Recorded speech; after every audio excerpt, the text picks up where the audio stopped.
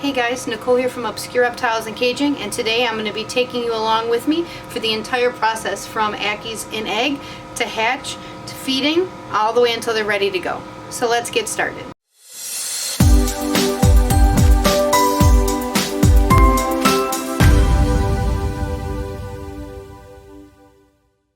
So here is one of the boxes of eggs that I have. I pull it out of the incubator to show you. I just write a few things on there for myself, so I know there was 12 good eggs, 0 bad, the day they were laid, and around the day they're going to hatch. So Ackie eggs can actually hatch anywhere from day 90 to day 120. I made a guess on there they would hatch on day 99. That me making this little clip is actually on day 94, just because I'm checking on them, trying to show you guys how small the eggs actually are. You actually take and make little divots in the vermiculite so the eggs don't roll. I always check on the eggs every couple of times. I open them every 2 to 3 weeks. I open the bin for fresh air. You can actually see some of the babies through the eggs. You can see the veins. It's kind of hard. Ackie eggs are so small to see the veins. You can actually see the tail of one of the Ackies pushed up on the side. And that one is kind of the checkerboard pattern. But you want to check them every couple of weeks. You don't have to. When they go bad, you can normally tell they either smell or they'll turn black in color. But some of these are kind of funny colored, and they're very small eggs also, so I was checking quite often. This is the baby setup I have. As you guys know, I hate glass, but I did put actually caulk, sand, and dirt on the walls, so they're going to be able to climb. This is a 20-gallon tank because I have 12 babies. And you could see a bunch of different things in there. I'm actually adding more hides, and I ended up switching straight to Reptichip to give them even more places to hide. The one thing I did find that was difficult with this is even with the lid on it, they were able to push out, so I ended up putting bricks all the way around it because they could, it's such small gaps, they can still push out. That is actually some pieces of driftwood that I treated. You can use bleach water, you can bake them in the oven. But I cut some notches into them so they have levels and kind of almost caves to climb in. All these hides that are in there and all the different items are made of ceramic, so they actually will hold heat in really well also, including that big stone right there, giving them a nice hot basking spot. And I also am going to be adding some PVC pipes all throughout it, and they have them in there right now so they can have more places to hide, because a lot of the times you won't even see the babies because they're hiding so much. And unfortunately, because it is glass, you have to spray them down. I'm finding it actually twice a day I'm spraying them down with a good soak through everything, because it just doesn't hold the humidity in glass. That's why you want to use PVC. But these guys are just so small right now, you can't use PVC because they can escape. I haven't been able to make an escape-proof one. But here is some of the first babies to hatch. That was the first little one that came out. His tail looks a little bent, but it's not. It's just from how crammed he was in the egg. But there's a quick little clip of him. He was number 1. And I'm just saying you can't tell the gender of any baby Ackies. Even when they're a year old, sometimes it's impossible to tell the exact gender.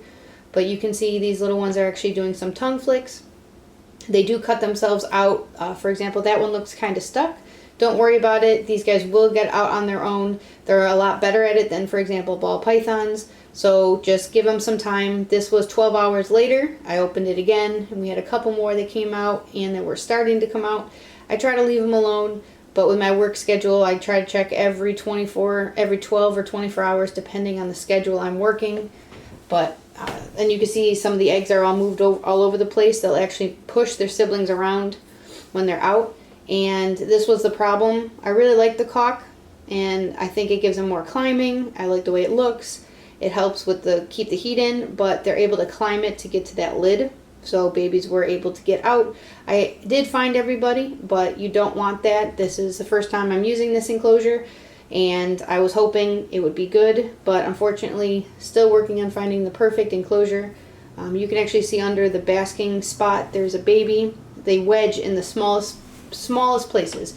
It's kind of scary because I'll go up there and I can't see a single baby in the enclosure, which is good. It means they have enough places to hide, but it's also a little bit terrifying because I think they've all escaped. This is actually only 3 or 4 days after they had started to hatch.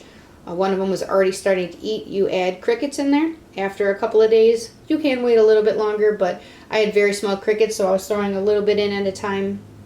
I also have a really shallow food dish that I will put either very small dubias, or I have baby mealworms right now I'm raising. So I put some of them in there, and it takes a few days, but they'll figure out what it is. There's another one hiding, but it's funny because when they actually eat and kill things, they bite it and they kind of slam their head against things to kill the bug. But these are the smallest size crickets you can buy. These were pinheads, so that shows again how small these guys are. But they can eat about 4 to 6 days out. And this little guy, every single night, he's hanging upside down. That's actually the top of the cage. He's just hanging, and he does it every single night. He's not even awake. You can see his eyes are closed. I don't bother him by putting the light on him. I thought I would. But here's a few pictures of some of the adults. The bottom, that's going to be the yellows, and the top is the reds. You can see the color a lot better in footage like this, side by side.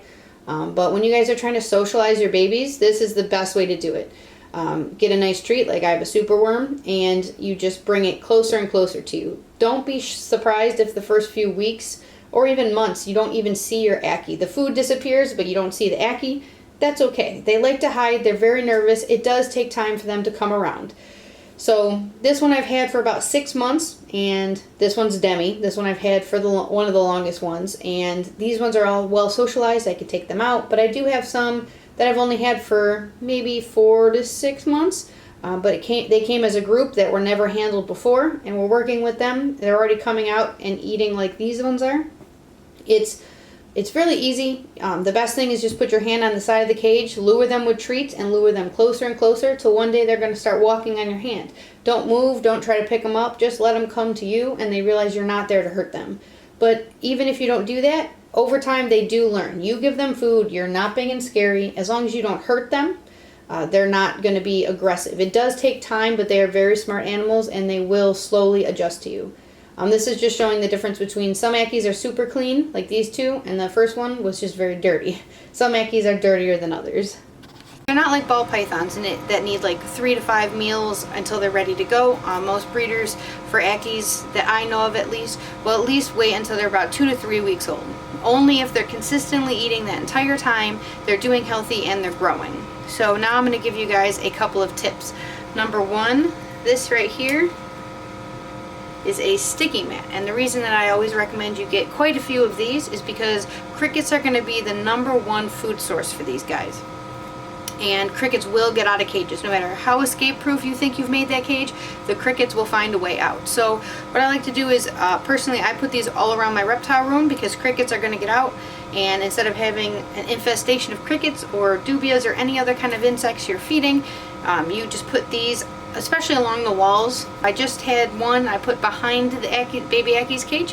Now if you ever have an animal get out and escape and accidentally get stuck on one of these, so it's good and it's bad. These are good because then they're going to normally catch the reptile because reptiles like to follow walls. It's bad because the animal's stuck on these. So it's kind of strange, but if you do ever get a reptile stuck on one of these, if you use them, normally if you keep, like I come up twice a day for all my reptiles just to give everyone a look around, and I check these every time I come up. Make sure you put them somewhere where you can see them, or somewhere that you know you can check them easily. And when it comes to these, if you ever get a reptile, like you have a snake and its head stuck on here or just part of its body, you take extra virgin olive oil, but that's the one I've heard people use, and you pour it all over, and it'll make the sticky trap not sticky anymore. And then what you're going to do is slowly and gently, like if this is stuck, pour a bunch of oil right in that crevice and start rubbing very gently. You don't have to put much force, and over time, and then after a few minutes of doing it, it's going to get further and further to the point where you actually can get that animal up without hurting it. If this is a smaller reptile like a baby Ackie and it's their jaw or something like that, 1, make sure you're not drowning it with the olive oil, and 2, just make sure you're working very slowly, and make sure whenever you have baby animals around that are smaller that this could really harm or kill them, just make sure you're checking them often. Don't just put these somewhere behind a cupboard and then forget about them, especially in a reptile room, because reptiles will escape until you really learn what they can get out of, what they can't. And it's just really good to keep an eye on these, because if anything gets stuck on here other than a cricket, then you can get it off easily, save the animal, and be fine. I'd rather a snake get stuck on this so I can find it rather than it crawl on a wall somewhere and die and I never find it. like I mentioned earlier, it's really easy to get these animals to start getting used to you, getting accustomed to everything that you're doing, and the more you're in the room or in front of them, the better. So if you can put these animals somewhere that you're going to be traveling to a lot, I wouldn't say like a living room that's going to have loud noise from the TV or from people, but like sometimes I'll just come up here and I'll sit, and anything I'm doing on the laptop, I'll just sit in front of the Ackie cages.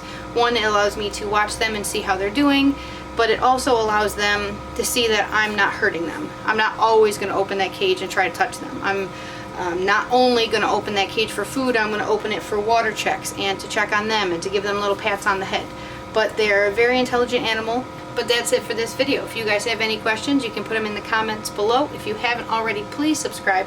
And by now, our giveaway should be going. So if you guys haven't seen that, make sure you look in our giveaway folder. We're doing a free giveaway right now.